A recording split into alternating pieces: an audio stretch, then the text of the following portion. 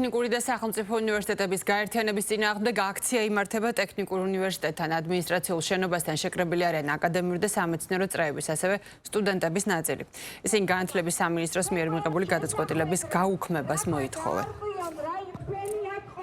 ჩვენ სტუდენტები და სტუდენტების ძალიან დიდი ნაწილი ცხადია ვეწინააღმდეგებით ამ პროცესებს, ასევე ეწინააღმდეგებიან ლექტორებიც და დაუშვებად მიგვაჩნია გაუქმდეს, შეუერთდეს TSE-ს, ამას ვეწინააღმდეგებით ყველაფერს გავაკეთებთ იმისთვის, რომ ეს არ დავუშვათ და შენარჩუნებული იყოს ჩვენი უნივერსიტეტის 104 წლიანი ისტორია, რომელიც აქამდე იყო და კიდევ იქნება აუცილებლად და გაგრძელდება, ამაში მე დარწმუნებული ვარ. აუცილებლად საჭიროა ძირეული რეფორმები, მაგრამ იმისათვის, რომ მართლა შედეგიანი იყოს ეს რეფორმა, ამას სჭირდება ძალიან თანმიმდევრული დაგეგმარება.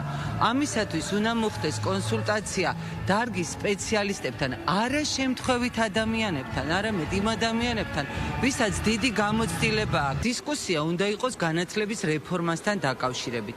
უნდა იყოს უნივერსიტეტების რაღაც რებრენდინგთან, მაგრამ არავითარ შემთხვევაში გაერთიანება. მსოფლიოში ყველა ქვეყანას აქვს ტექნიკური უნივერსიტეტი. დღეს ჩვენ თუ გვინდა რომ ქვეყანა მართლა დადგეს ფეხზე, სწორედ ტექნოლოგიური და ტექნიკური მეცნიერებები უნდა განვავითაროთ და საშუალება მივცეთ ამ უნივერსიტეტს ის ძალიან დიდი ცოდნა, რაც აქ არის დაუნჯებული, ის ძალიან დიდი რესურსი, აკადემიური და ტრადიციულად რაც მოსდგამს, ეს პირიქით ხელი შეუწყოთ, შევინარჩუნოთ და განვავითაროთ.